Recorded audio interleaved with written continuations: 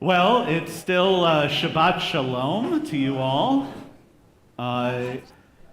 So, yeah, Donna, I'm looking at you.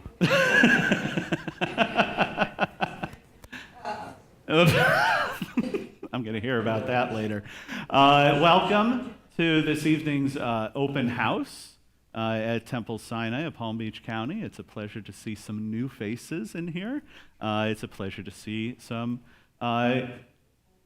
recognizable faces.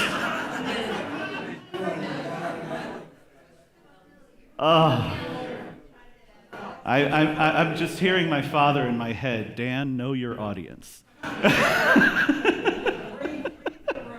Read the. As soon as it was about to come out of okay. So let us continue, shall we?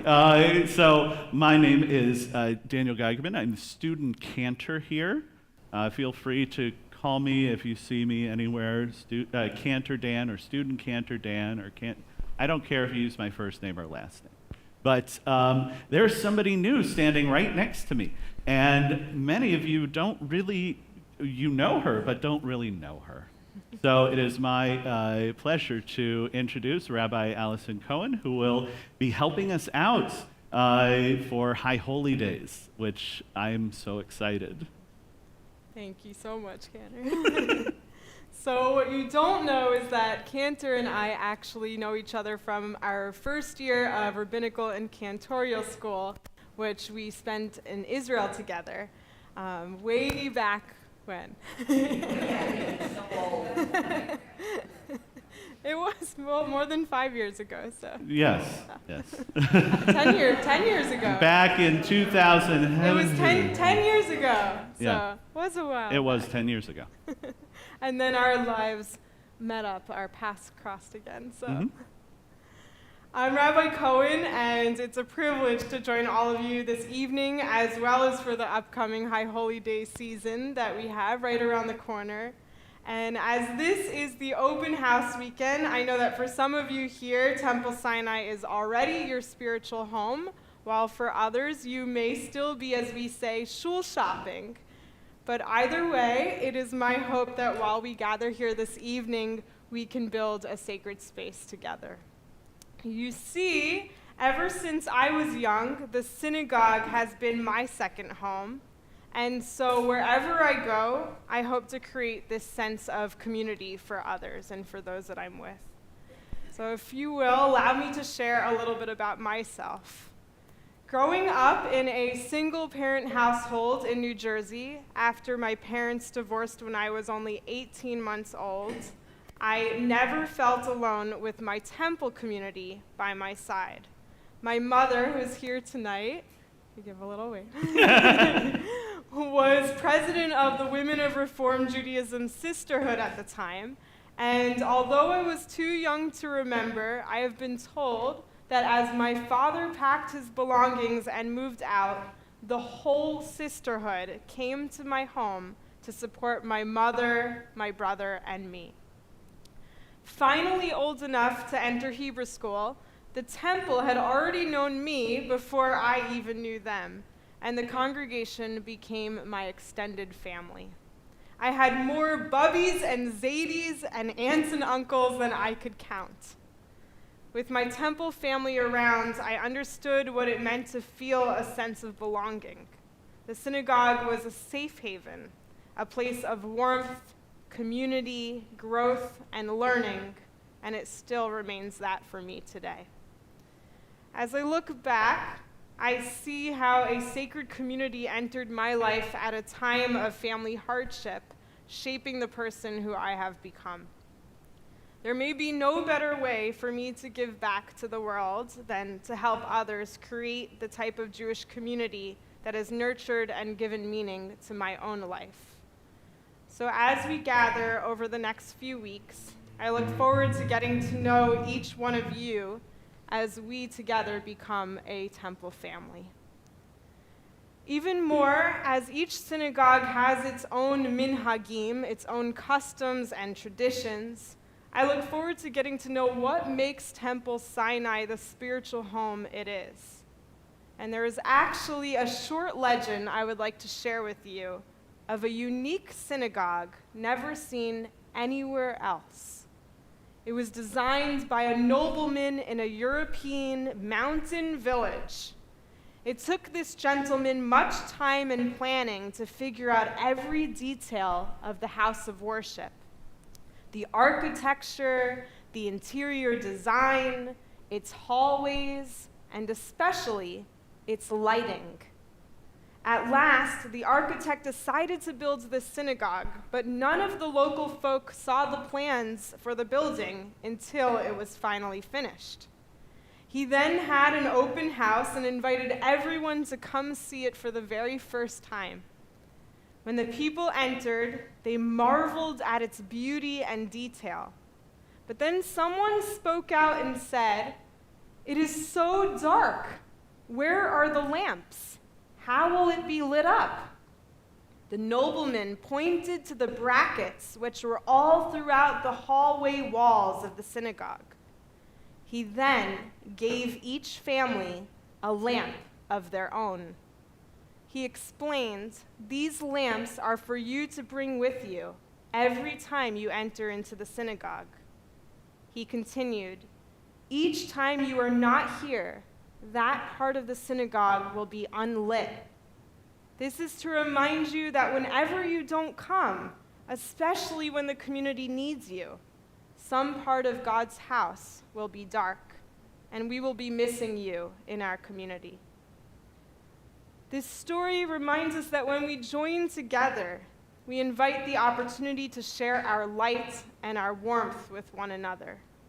When we show up for one another, when we are there in one another's lives, whether for prayer, for learning, for culture, for social action, whether for simchas or challenges, it is in the joining together that we best bring and share our light. As we join here at Temple Sinai, may we continue to carry our symbolic lamps and illuminate life's path for ourselves and for those around us. And together, let us say, Amen.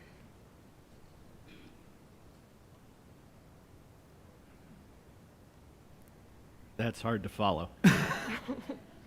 Wow, thank you very much, Rabbi Cohen. So a little bit about me, to those who don't know me and those who don't know me so well. I grew up in St. Louis, Missouri, and from a very young age, my parents and grandparent who lived in St. Louis, my mother's father, would take me to temple on Friday nights. And by the time I got to bar mitzvah age, I didn't have to be taught any of the prayers because I had learned them by rote, just by going to shul. Then after confirmation and post-con, I kind of just sort of left Judaism as part of my life, but not the main focus. I wanted to be a choir teacher. I wanted to be a high school choir teacher, just like my high school choir teacher. He was so influential. He had a love of music, and he still has that love of music today, and I thank him for the gifts that he gave me. But I wanted to be like that. So I went to Indiana University School of Music, and I was like, yes, this is what I'm going to do. I'm going to get my Bachelor of Music Education. Nah, that didn't really work out. So I came back to St. Louis and was kind of just sort of drifting, just doing general education at my community college because I really didn't have a direction. And then I got hit by a car while walking across the street. And whatever reason that happened has led me to where I am today. I started working with a cantor at my temple. I went to undergrad at Webster University for a Bachelor of Arts in voice. And keep that in mind. It might come back a little bit later. But that led me to HUC, which led me to this wonderful person who I consider to be one of my best friends, and I'm so excited that I get to lead with her. But then, as things do, I got my Master of Sacred Music at HUC. HUC and I split apart. And I went to HUC as Hebrew Union College, for those of you who, using acronyms might want to put some context behind that. I then moved over to AJR, where I currently am, the Academy for Jewish Religion. This is a pluralistic seminary. So I'm not only learning about Reform traditions, I'm learning about conservative, I'm learning about Orthodox, I'm learning about everything in between and everything that doesn't have a title. And that's what I love about Judaism, is that even though we might call this a Reform congregation, there are still so many traditions that we borrow from all over our Jewish life. And it is so wonderful to be able to bring them together. And there are things that a new member might bring that all of a sudden become our tradition here at Temple. There are traditions going on with people that I have never met, sadly. But they laid the foundation. And I think that is what's important. And so as we think about that, let us now turn to Havdalah and say goodbye to Shabbat.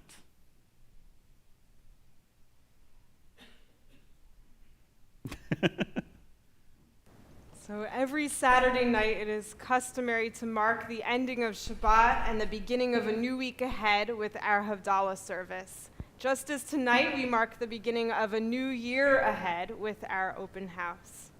The word Havdalah literally means separation. We say goodbye to our day of rest as we prepare for the new week to come. And if you'd like to follow along, it's on page 612 in the Mishkan Tefillah. Havdalah is a ritual that blesses the separation between the holy and the mundane, the sacred time of rest and renewal, and the hectic pace of life during our work week. And with 3 objects, we strive to take the sweetest memories of our time of Shabbat with us into the week. First, we have our wine, which gives us a sweet taste, or juice. Second, we have our twisted candles, symbolizing the moment when the past week and the new week meet and come together, symbolizing all of us joining together and highlighting the flame which brings light and warmth into our life. And third, we have our spices, which bring a sweet fragrance. But even more, the spices symbolize all that we know to exist in our life, but that we cannot always see, such as faith, such as love, and such as God's presence. So as we sing our prayers, even if you don't know the words, there are a lot of yai-lai-lais, so please join us along for our Havdalah service.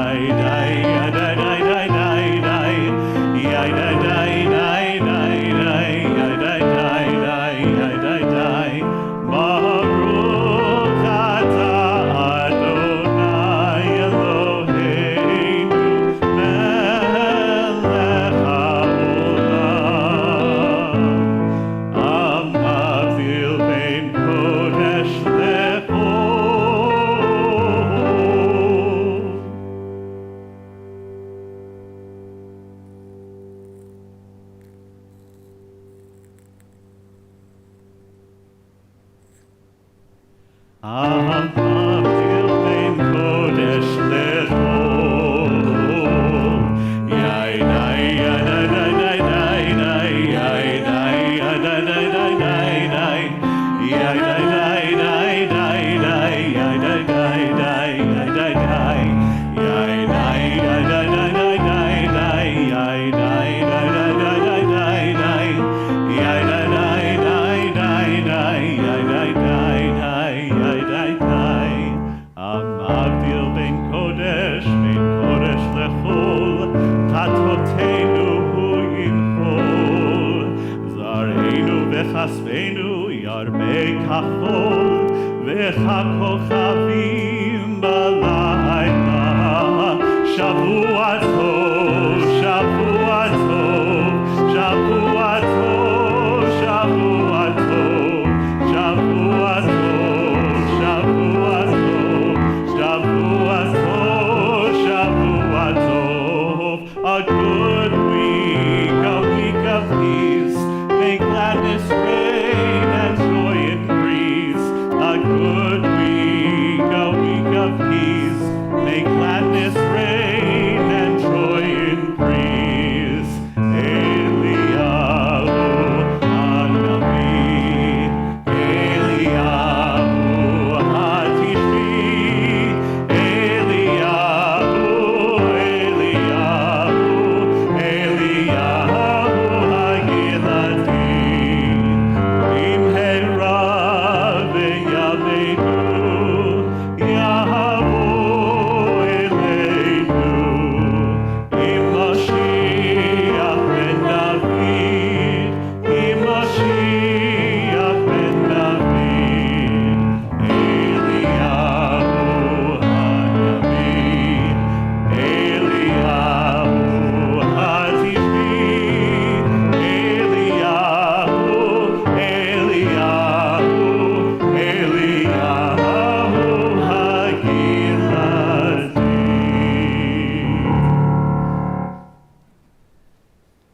There is another person that I need to introduce tonight. This is Dr. David McFarland. He is our wonderful accompanist, plays piano, plays organ, plays, not really you name it, but he knows music so well. And it is such a pleasure to be a team member with him. So, now, like I said, I came out of undergrad with a Bachelor of Arts in music, in vocal performance. Well, the thing is, what good is a Bachelor of Arts degree? No, I'm saying this. Yeah. No, there's no more. I'm a man of few words.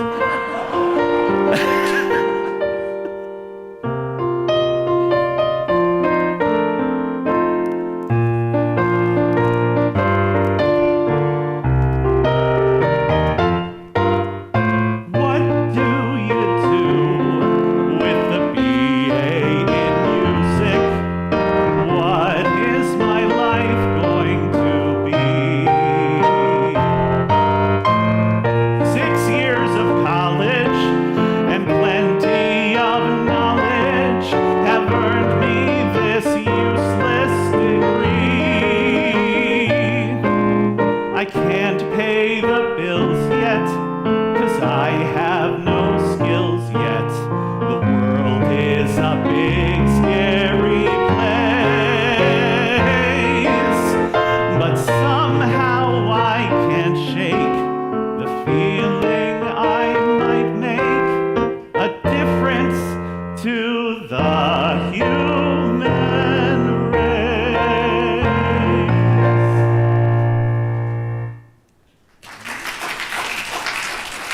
So that is, it's originally, what do you do with a BA in English? Yeah, equally, more so, I don't know.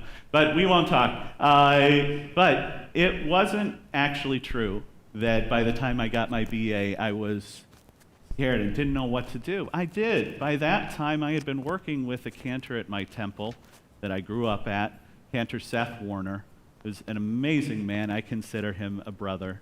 And he helped me rediscover my love of Judaism and connect it to music.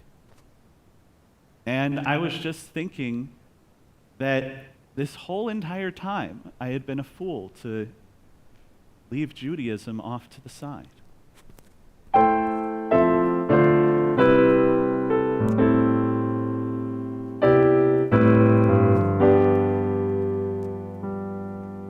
What kind of fool am I who never fell in love? It seems that I'm the only one that I have been dreaming of. What kind of life is this? An empty shell, a lonely cell in which an empty heart must dwell. What kind of lips are these that lied with every kiss, that whispered empty words of love, that left me alone like this? Why can't I fall in love like any other man? And maybe then I know what kind of fool I am. What kind of fool am I who never fell in love? It seems that I'm the only one that I have been thinking of. What kind of man is this? An empty shell, a lonely cell in which an empty heart must dwell. What kind of clown am I? What do I know of life? Why can't I cast away the mask of play and live my life? Why can't I fall in love till I don't give a damn? Then maybe then I know what kind of fool I am.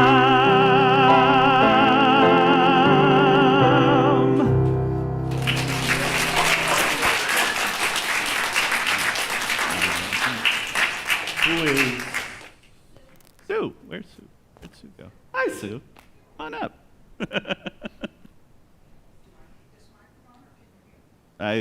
Use it so that if we send out, we're recording this, by the way, so don't do anything weird.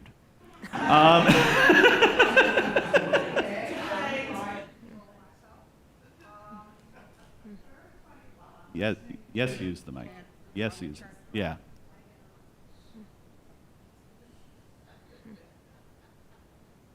Yeah, oh, yes, it is. Okay.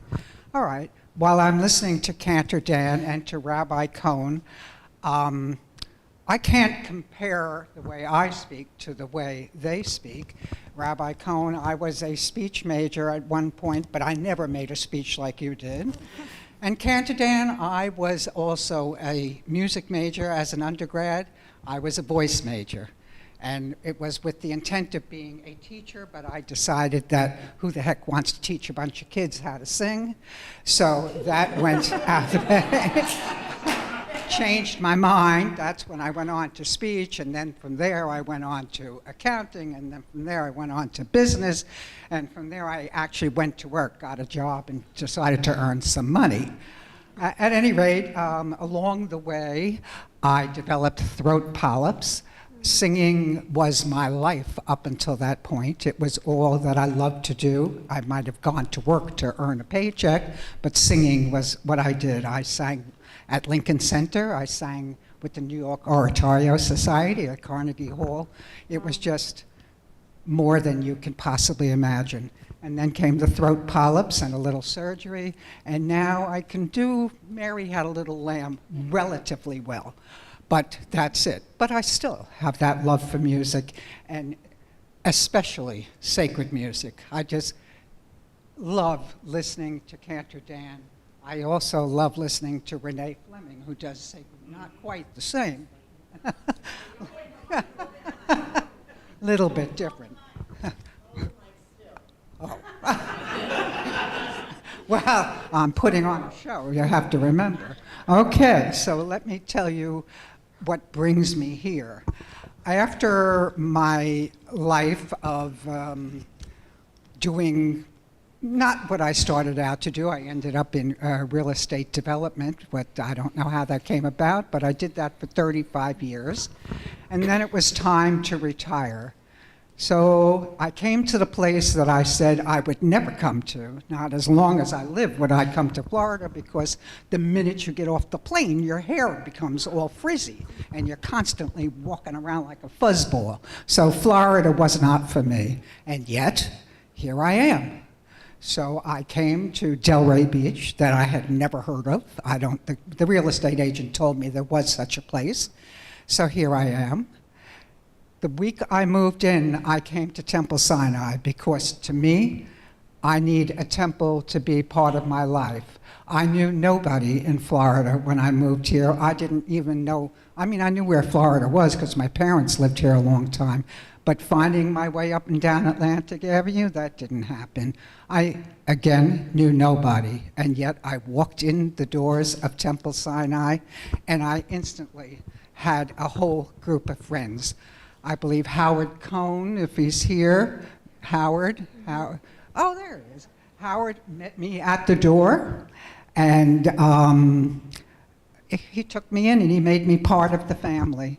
Bobby Joe and Chris took me to services the first time I went to services on Friday night, and it was just so warm, such a warm feeling. This was where I wanted to be. This is where all my friends are. Since I'm now here 7 years ago, I'm a regular Floridian, 7 long years.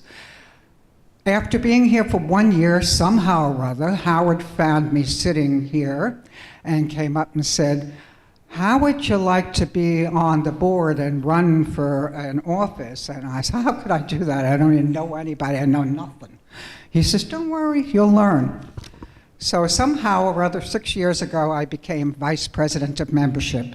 And here I am, I'm still vice president of membership. And a lot of people have joined the temple since I've been here. A lot of people have come to our open houses and become members. For those of you that are here tonight visiting us and first getting to know us, you can't really get to know us until you come in here with us and meet us, become part of our family. You don't have to sign on the dotted line to be part of our family. We welcome everybody. We want you to come in and enjoy us and enjoy our services. Our services are very moving, very musical, very beautiful, just something that warms your heart. We're trying to rebuild. We've had a rough time with COVID, so this is our big open house weekend, and we're hoping, I'm holding it still, and we're hoping that we can bring back a lot of people that have left the fold during COVID, because we're still here. We still have that warmth. We still have everything to offer you. Please enjoy us. Thank you.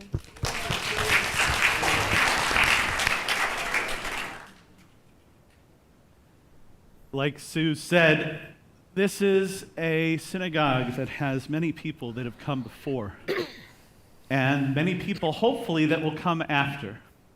And that is one of the core teachings of Judaism, is passing on. I mean, in the Havdalah, it says, you will teach it to your children. But it doesn't have to be, the gap doesn't have to be in age. The generational gap can be whatever you think it is. The people that were here before I came here, that's a generation. The people that are here while I'm here, that's a generation. So we can pass on our knowledge to anyone. And I'm so glad that we get a chance to do that here.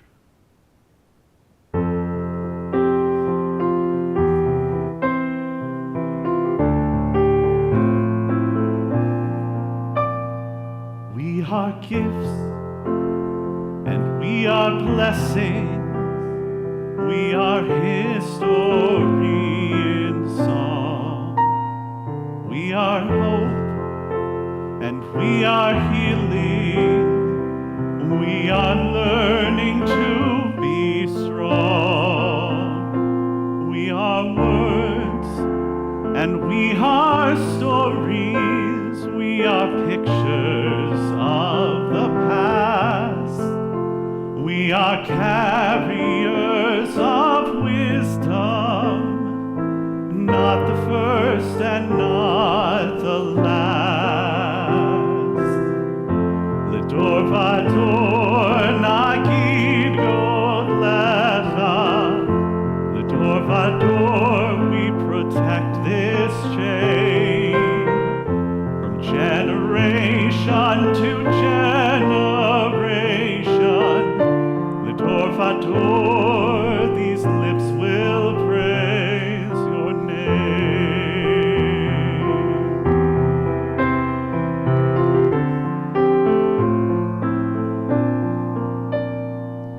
Looking back on the journey that we carry in our hearts, from the shadow of the mountain to the waters that would part. We are blessed and we are holy. We are children of your way, and the words that bring us meaning, we will have the strength to say.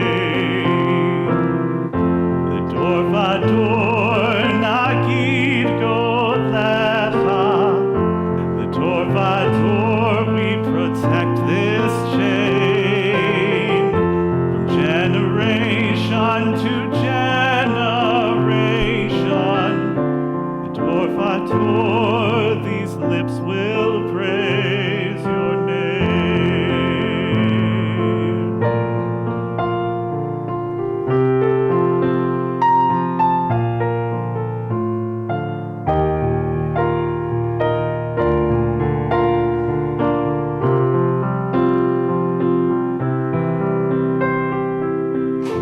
L'dor vador nagid god lecha.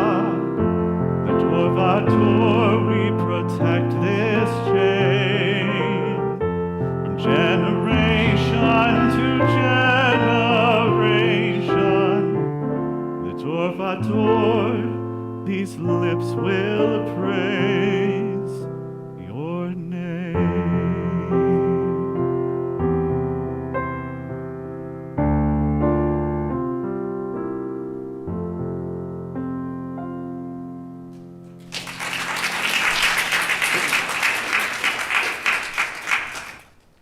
So a lot of things that we do here at the temple involve praying.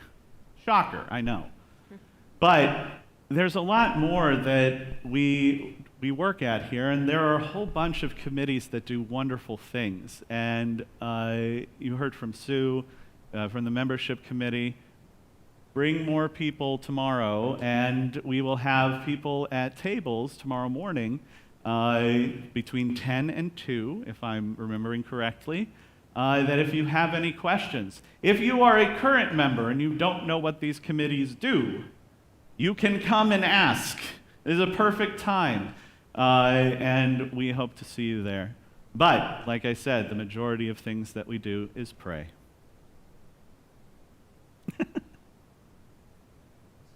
Sorry, yeah, it was a hard segue, to be honest.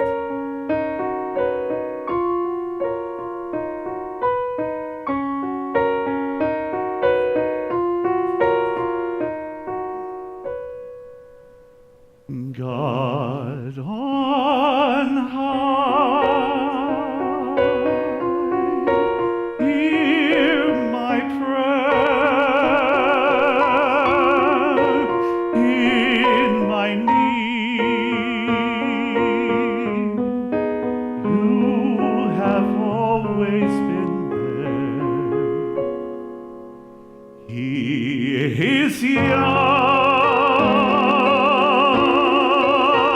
he's afraid.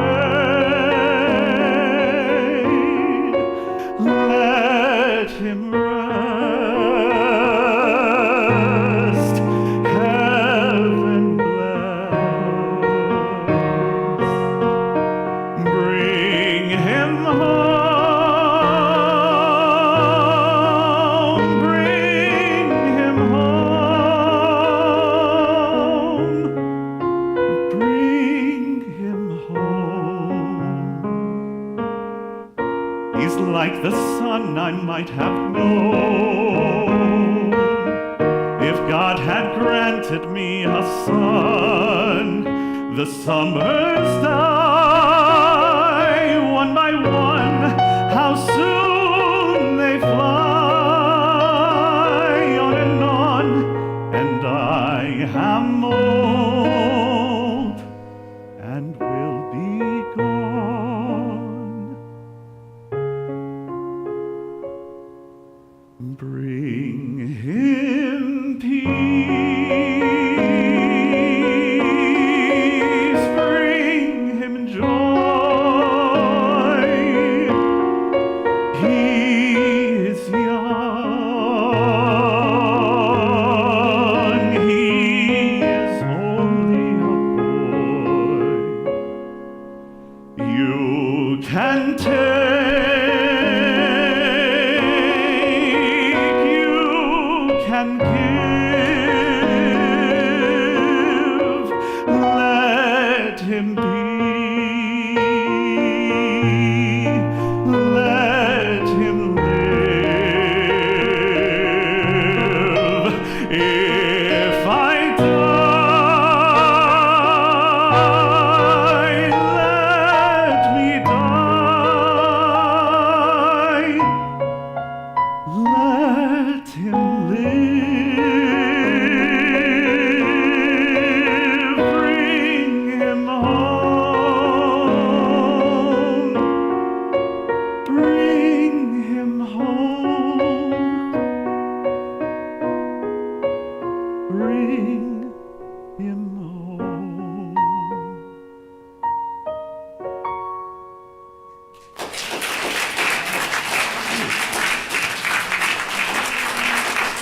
You know, I still can't sing that song without crying. I was like losing breath support. I was a little. That's one of the hardest things I've ever had to do in my life is sing when I'm feeling so like emotional. It literally makes it impossible to sing sometimes. So if that ever happens when I'm up there, please forgive me. But I think our co-president, Betty Adams, along with being a member of my choir, has a few things to say. Are you hearing me? Now you are. Okay. My husband Eric and I have been members of Temple Sinai. Sorry, I'm really used to using notes, and everybody else seems to be able to do without them, but I can't. Anyway, since our daughters were in preschool here, and we did have a small but phenomenal preschool, that's history, but it was a good time. And then they went on to religious school, and we were the drop-off parents, and honestly, I probably never set foot in the temple office except maybe to pay my dues. And then I got, about 18 years ago, I got a phone call from the woman who was president at that time, asking if I would be on the board of trustees. And I wasn't sure if she either had the wrong number, but definitely the wrong person. And I didn't say yes right away, but eventually I did say yes. And my husband Eric and I are so committed to Temple Sinai, and we've never regretted it. Well, every now and then, but you know. But mostly we've never regretted it, because this is just it's a good place. I don't know, I can't even, before I said yes, I thought, I don't really need more friends, I don't need more things to do, but I'm really glad that I did it. And I'm totally the accidental co-president. I never in a million years thought that was gonna happen. But the bottom line is, here we feel like we're stakeholders, and not just us, but every person that's a member. We're stakeholders, not just members, because it's a group of hardworking and resilient people, and we did things like some of the people I'm looking at right now went out and figured out how we could have a bingo game 7 or 8 years ago, and we knew nothing about bingo. And we've been doing it for 8 years now, and it takes a lot of volunteers, certainly not just a few of us, and we need more volunteers. So what I really want to say is, should you choose to make us your spiritual home, we hope that you will also become an active volunteer in some way. You don't have to give up your life, but being a volunteer really makes you feel like part of the community. You can make sandwiches for the hungry. You can work bingo, please. You can be in the choir. You can work on fundraising, and we really need that now, and we need people that can learn how to use the technology to broadcast, because we just really need you. We want you, but we also need you. So that's really all I can say, and welcome, and come back, and if you don't decide tonight, that's okay. And those of you that are members, as Dan said, if you're not involved in doing other activities, see me. Take care. There might be something you don't know you like, just like Betty. So, I couldn't share the pulpit, the stage, with Rabbi Cohen without singing with her. It's been a long time, and just these past, ever since I came down here and you came to shul that first time, and it blew my mind, and I was so happy. And when we were talking about what to sing, there was really like 3 songs, but there was one that I really wanted you to pick, and it was this one.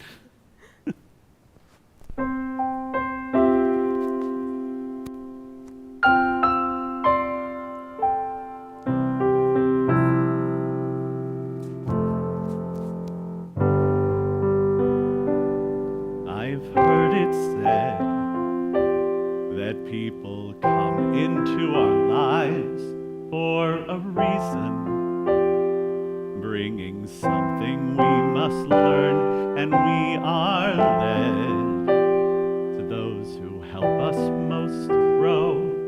If we let them, and we help them in return, well, I don't know if I believe that's true. But I know I'm who I am today because I knew you. Like a comet pulled from orbit as it passes the sun, like a stream that meets a boulder halfway through the wood. Who can say if I've been changed for the better? Because I knew you, I have been changed for good. It well may be that we will never meet again in this lifetime, but let me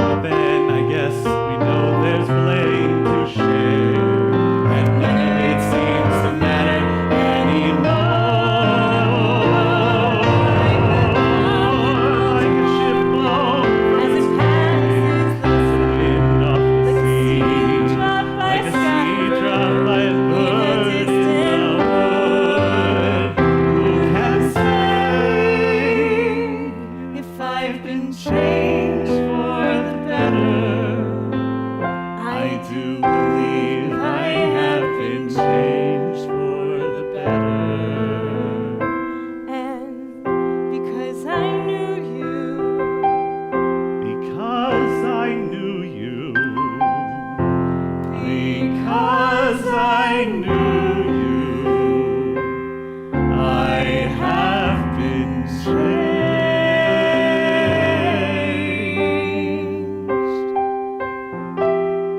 for good.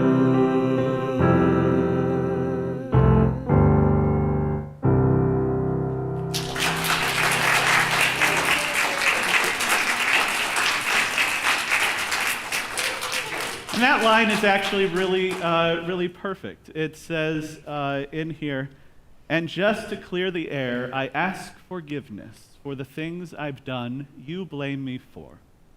And what do we have coming up? We have the High Holy Days, where God does not accept our forgiveness until we have forgiven each other here on earth. And I hope I haven't done anything that needs forgiveness. oh, I hope I haven't either. But there's a moment whenever we get together that we like to turn our thoughts to those who are not having such a good time as we are. People who might need a little extra healing, a little extra boost to their situation. So we would ask at this time, even though it's not a service, we would ask if anybody has any names of people they want to remember right now for a little extra healing prayer.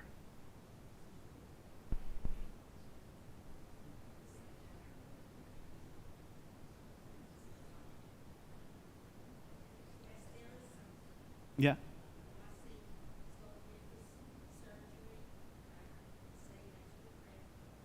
Well, we pray for you, Marcy.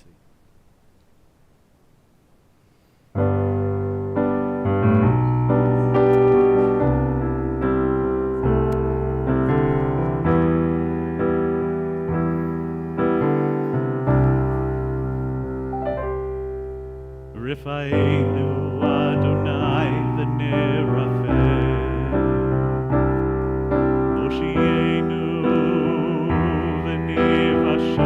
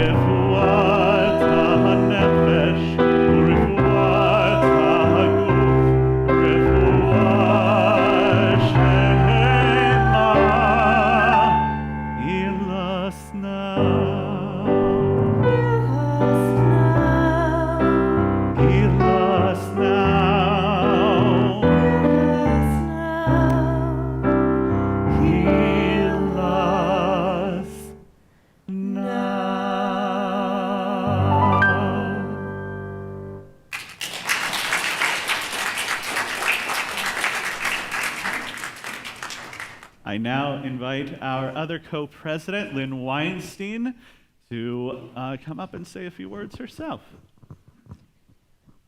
Hi, everyone. Once again, welcome.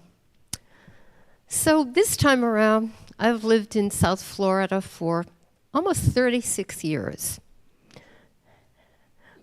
Terrific. I did it once before, but I'm not going to go back that far. And I've worked in the Jewish community for most of those 36 years in different roles at JCCs and Jewish Family Service agencies. And I've been really enmeshed both in South Palm Beach County, Central Palm Beach County as well. And I think we all heard about the Pew study a few years ago that did a national demographic study about Jewish life. And it also focused here in South Florida. And there have been follow-ups, both Federation in South Palm Beach County and Federation in Central Palm Beach County did demographic studies. And what we learned once again is that only 20% of the population of the Jewish residents feel the need to connect to synagogue life. And you say to yourself, why? Oh, I know the answer. I did that before. I'm retired now. Or my kids are out of Hebrew school. Or I have too many other hobbies. So, I'll support the Federation. Or I'll go to the gym at the JCC. But synagogue, not so much. You don't feel that way because you came to synagogue on a Saturday night to get to know a few different people. And I'm thrilled that you did. Synagogue life can be what you want it to be. It doesn't have to be, as Betty indicated a little bit, a full-time job or a full-time hobby, but supporting Jewish institutions is part of the Jewish life, the Jewish world of all of us, of our parents, our great-grandparents, our children, and we hope our great-great-grandchildren as well. And I can only say that Jewish continuity is so important to me that I get up in the morning and spend too much time here. I will admit it. But it has been a trying time over the past 2.5 years. Years ago, ironically, Betty, Eric, hi Eric, Eric's in the corner manning the technology tonight, and my late husband joined this congregation just about the same time for different reasons. I was a shul shopper, and not only that, I was a member of 2 other congregations before I came here. Bad shopper. Maybe other reasons, but we won't discuss those right now. Actually, what I will say is when we moved to Delray Beach, my husband actually said, there's a bunch of shuls on Atlantic Avenue. We've got to find a home here. Why should we go there, here, or everywhere else? And that's what we did. But we were volunteers here first because we were already members of another congregation. And that's a grand way to get to know a congregation. Offer to volunteer. Don't do anything but get to know some people. Get to know what this house of study is, what this house of prayer is, what this house of learning, and what this house of gathering is, as I did many, many years ago. And you may make some friends. You may make lots of friends. You may find that you like the cantor's voice. You may find that you like a sermon during the High Holy Days. But the important thing is we all support Jewish continuity in our own way. And we need to continue to support Jewish continuity because the world around us is a little insecure out there. And we're not really sure what's going on in some parts of the world today. But we know that this is a safe and sacred space for us. And that's what's important to me. And I hope it's important to you and your family members wherever you are. Many years ago, when I did a sermon from the Bema, I suggested that we're all from somewhere else, except Eric, because Eric is a native Floridian, and we all bring our somewhere else to wherever we are. We're not from away, and home is not there or there. It's here right now. And supporting a synagogue, supporting a federation, and supporting a JCC, and supporting Jewish education and learning is important to all of us. Jewish continuity is something that we have to strive for, as Cantor Dan said, from generation to generation. And I look forward to seeing you again here in this sacred space. Shavua Tov, everyone. Shavua Tov. Thank you very much. So I decided, you know what? We did a Fiddler on the Roof Purim spiel a couple months ago. Don't know what's coming up for next year, but that might be something interesting. But I thought, you know what? I really want to sing the song as it's intended to be, and you'll know right at the beginning.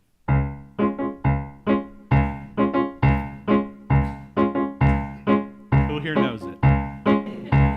Okay. If I were a rich man,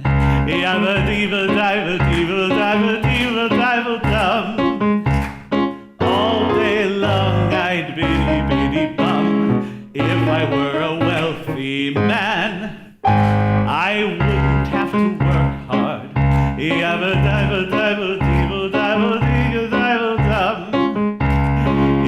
I were a bitty rich, diddle man, I'd build a big tall shul with rooms by the dozen right in the middle of the town. A fine tin roof with real wooden floors below. We're getting that replaced though. There would be one long staircase just going up, and one even longer coming down, and one more leading nowhere just for show.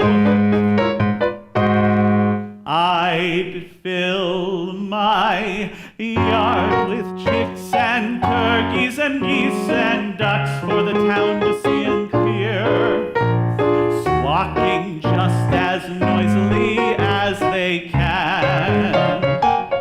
With each lap, will land like a trumpet on the ear, something like that, as if to say, here lives a wealthy man.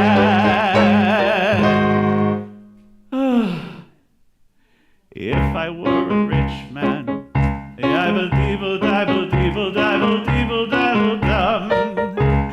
all day long I'd biddy bum. If I were a wealthy man, I wouldn't have to work hard.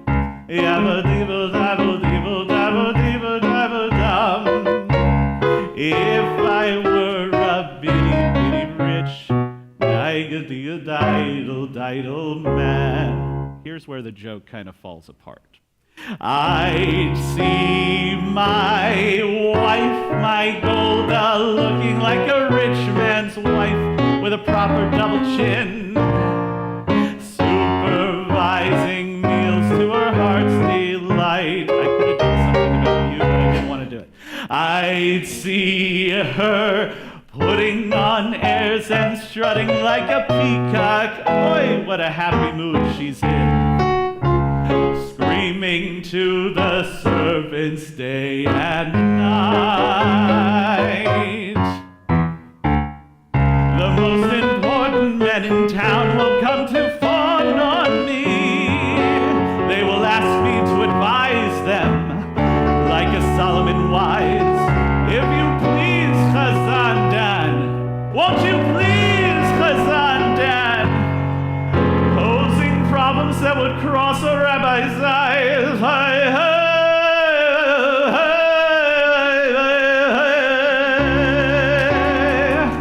It helps to get training in that.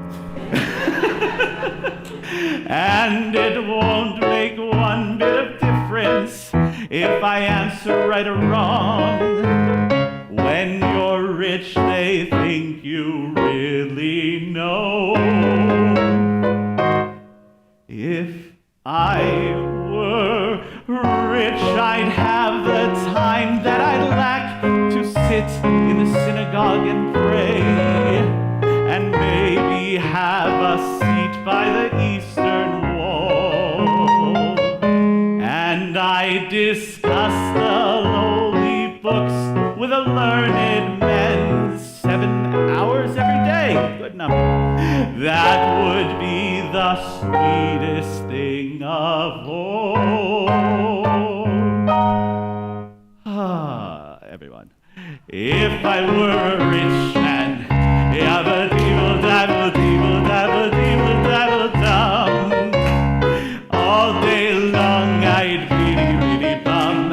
If I were a wealthy man, I wouldn't have to work hard. Yabba-dee-dee-dabba-dee-dee-dabba-dee-dee-dabba-dum. Lord, who made the lion and the lamb, you decreed I should be what I am. Would it spoil some vast eternal plan? No.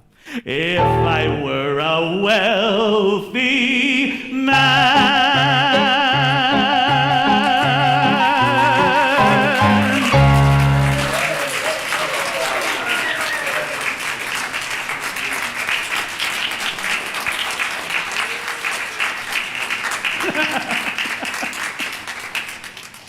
Well, that's it. It's always hard to end after that, but thank you so much. This was a wonderful evening. This is the first time I've gotten to sing stuff like this for over 10 years. I used to go to a theater summer camp that we did a bunch of musicals, and this is it really just warms my heart to see all of you, and I hope to see you again soon. Remember, tomorrow morning, 10 to 2 in Finkelstein, we will be just chatting away. Have a good night. Drive home safe. Shavua Tov.